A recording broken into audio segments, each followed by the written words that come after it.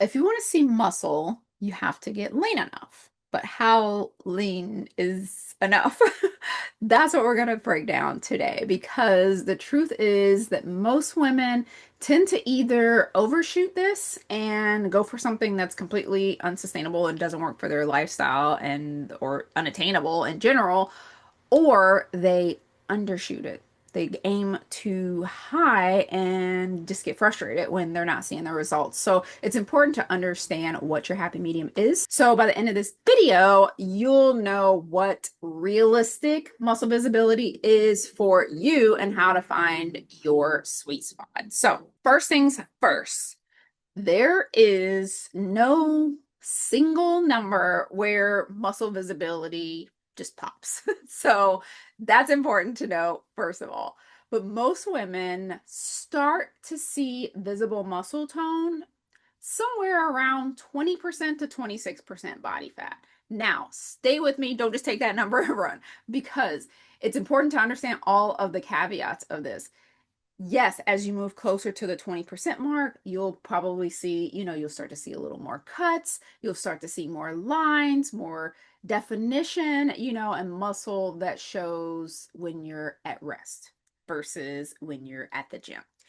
When you're on the higher end, that's when you're going to start seeing muscle, when you flex and when you're working out. But then typically, like once you like leave the gym or the muscle pump's gone, then you don't see it anymore. So, but remember, that's a general guide.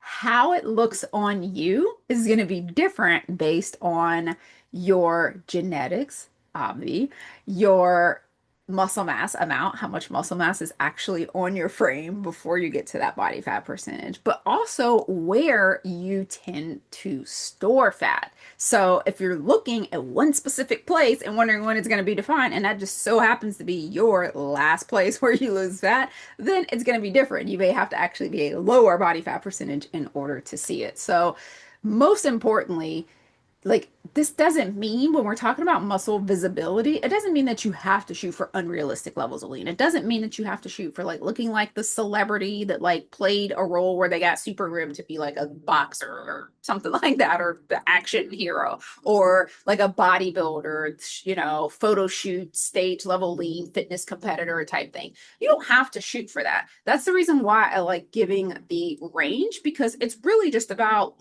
like going for lean enough to show your hard work, but still feel strong and healthy.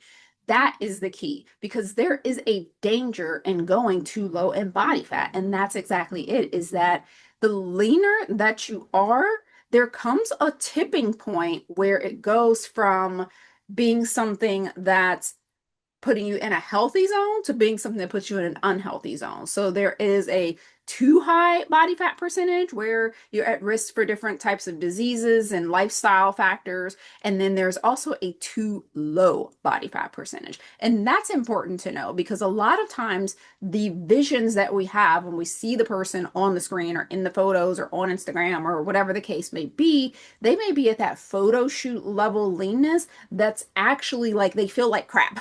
Like they look amazing to everybody else, but they just feel like crap. And that's really important to know because they know that. So I talked about this in the episode on like Fitspo and why you never look like her. And it's important to recognize that the person who's shooting for that, like, I'm motivating everyone else level of lean, they understand that leanness comes at a cost. And so they are embracing that cost on the way down because they know what's on the other side of it, the photo shoot or the movie or the trophy or whatever that they're getting from it. And they also know that they have to put all of that in reverse when they go backwards. So that means that like a woman that is still, it having a menstrual cycle understands that like I'm going to get to a point that's so lean where my menstrual cycle stops. That tells you right there that there's hormonal disruption. They know that they are going to start getting lethargic. They are going to feel exhausted. They are not going to recover from their workouts as quickly. They're not going to be able to put their all into their workouts as quickly. They know that their metabolism is going to slow down and they're going to get sluggish and they're going to have to keep lowering their calories and doing more work to get the results, even though the results are going slower. So all of that becomes a part of it.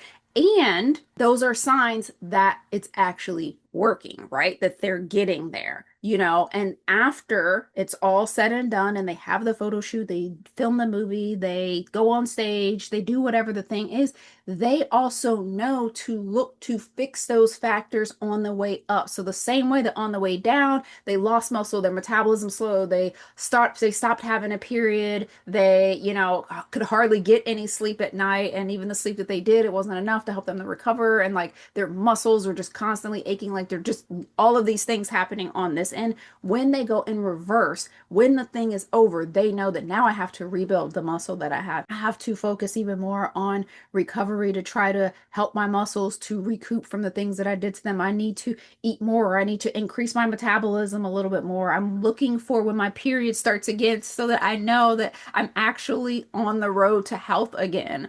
They know that they have to do all of these things. They know that they have to like rebuild that muscle mass in order to get back to where they were afterwards. But when the average person doesn't know that and they're just shooting for that, they're just getting sicker and they're doing themselves harm by aiming for this look. So that's important to know, especially for women that are over the age of 40 that are, you know, especially in perimenopause or postmenopause, those of us that don't have cycles anymore, we may not recognize that we're doing these things to ourselves.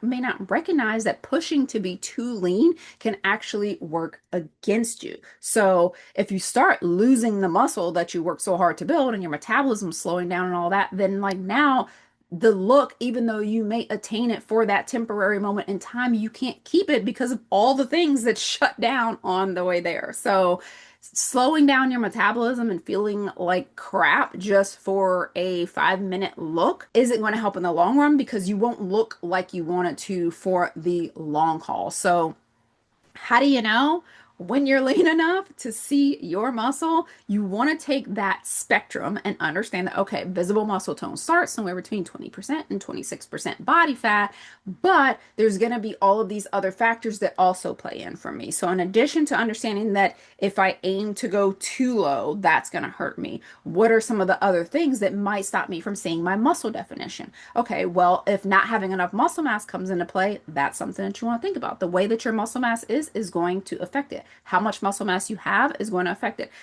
Where you store your body fat percentage is going to affect it. So if you're looking for tone in your stomach and that's where things tend to leave your body last, that's where the fat tends to leave your body last, then you want to look for that definition in other places first. So a lot of times like your like shoulders will show before your abs do. So when you start looking for it, it starts to let you know, okay, like how low might I have to get in order to see this? So that's really important and understanding that spectrum, because I highly recommend getting things like DEXA scans and stuff so that you know the reality of what you're dealing with, how much muscle mass you have, how much body fat you have, so that you can start to see the other things that come into play. If you're losing more than 50 to 75 pounds, you're probably also going to have to figure in a skin elasticity factor. And the older that you are, we have to think of that. And the amount of kids that you've had before, you have to think about that as well. So that's why I say like you want to look at the places that maybe you're not thinking to look, because usually we're zoned in on our trouble spots.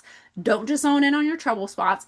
Take note of the places that are getting lean, because that may show you where your level of leanness is. Having something like a DEXA scan allows you to have more of a reality check. If you're somebody that's sitting at 55% body fat and you think if I just lose 15 pounds, you know, 20 pounds, I'm going to have these defined arms, probably not likely. It's important for you to see that, okay, if I'm at 55%, I probably need to lose anywhere from, you know, 15, 20% body fat before I even get in the zone of being able to start seeing some muscle tone, seeing some muscle definition. So a DEXA is going to help in being reliable to understand where you are on the spectrum. Understanding how much muscle mass you have is going to help you, and recognizing that that 20 to 26% number is a tool, because if you don't have a lot of muscle mass, you probably need to go lower. If you have a lot, you can go higher. A woman that's at 24% with a lot of muscle mass may look more defined than a person that's at 21% with not a lot of muscle mass. So the DEXA is a good tracker, but how your mirror is, the clothes, understanding like how much fat you had to lose, have you given your skin enough time to bounce back, Will it bounce back? Have you lost so much, or are you at an age where your skin elasticity is not there? All of that is going to help you to tell the real story. So aim if you're above 26%, if you're in 30, 40, 50% body fat, then let that be, getting below, 29% or below should be like that first milestone for even starting to appear for any muscles. And then once you get into the 20s, you can say like, okay, if you want to go for 26%, go for it. And if you get to 26%, you want to go a little bit lower, then maybe, but understand that once you start needing to go below 20% body fat, that's going to be that range that might not be as sustainable for a lot of women in their 40s, 50s, and 60s. So it's not sustainable for most women, but it's just important to understand that like the level that most women will be happy with is somewhere around that middle zone in their mid 20s.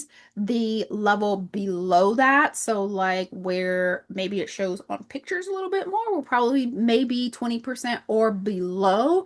The like superhero, like photo shoot ripped bodybuilder competitor stage person is probably looking more in the lower teens and possibly even single digit body fat percentage. So it's really important to understand that full spectrum when you are aiming for your specific look, and recognizing that if you focus a lot of your time on building muscle, you're probably going to be happier every time you do go into a fat loss phase because of the fact that you'll have more muscle than you had before. And if your muscle starts to shape your fat, so to speak, you'll still have those highs of seeing, those little peaks of muscle when you're working out or when you're flexing. So, how lean is lean enough? That is up to you. Lean enough where your muscle starts to show, and for most women, 20 to 26%. And what that looks like on you will depend on what's underneath. So, if you are someone who wants some help figuring out what that is for you, then I highly recommend booking a blueprint call with me, because I can lay out exactly how long it's going to take for you to reach that goal based on where you are and where you want to go. And we can look at what are some of the realistic versus unrealistic goals for you, your body style, your diet history, what you would need to eat, and how you would need to work out in order to get there. Like, do you need more muscle mass, or do you need to lose body fat percentage? If you want a peek at how I do that and you want to take a stab at doing that on your own, then I highly recommend checking out the Master Your Metabolism Masterclass that I did. It was a 3-day and a 4-day masterclass that I held live, and all of the recordings are in there where I walked you guys through exactly how I do it. So I ran the class twice, maybe even 3 times. I put all of the recordings in there so that you can watch them at your own pace